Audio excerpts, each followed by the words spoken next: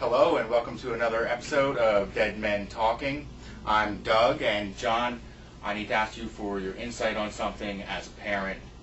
Now we see Carl give Lori quite a bit of guff when he returns with the supplies, and she's not happy about it. If any of your three daughters talk to your wife the way Carl talks to Lori, are you grounding them, and where are you putting them in that prison? Well, there's a ton of cells, so if you're really going to ground them, you just lock them in a cell for a little bit. I don't know, though. I mean, but does Carl have a little bit of a point there? I mean, he, while everybody else was using dirty rags and things like that, Carl took a little bit of initiative, went out, found the infirmary, sort of nonchalantly mentions that he kills 2 zombies, and, But he gives so much guff. I'd be thinking, if I had to ground someone in that prison, I'd be thinking about that walk-in refrigerator that Rick opens. That'll teach him up real good. Yeah, I don't know that the excrement-filled refrigerator would be, would be the best place to put your child. But it'd teach him a lesson, that's for sure.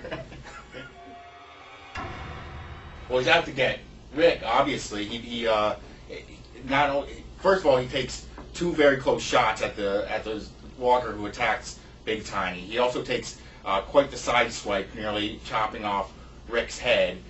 He opens 2 doors instead of 1. He pushes a zombie on Rick, but he had to go, and the machete through the head was about the coolest way to make him go. That was about as violent as we've seen that show get, and a show that's been pretty dang violent. Yeah, I mean, but it also goes to a little bit of the, every pop culture reference you ever get from a prison is if you ever go to prison, find the biggest, baddest dude in the prison and beat him up. And that's exactly what Tomas tried to do to Rick and failed, but Rick was able to do that, to Tomas. Speaking of prison culture, I got a bit of I really got a kick out of it when these prisoners first take on zombies. It's like a prison. I mean, one's holding the arms back, the other's shanking over and over, and the veterans are there looking on incredulously, but it was pretty funny. That may be the funniest bit of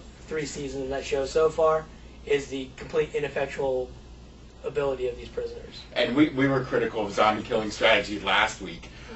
That's going to do it for our time this week on Dead Men Talking, where we talk about our favorite television show, The Walking Dead.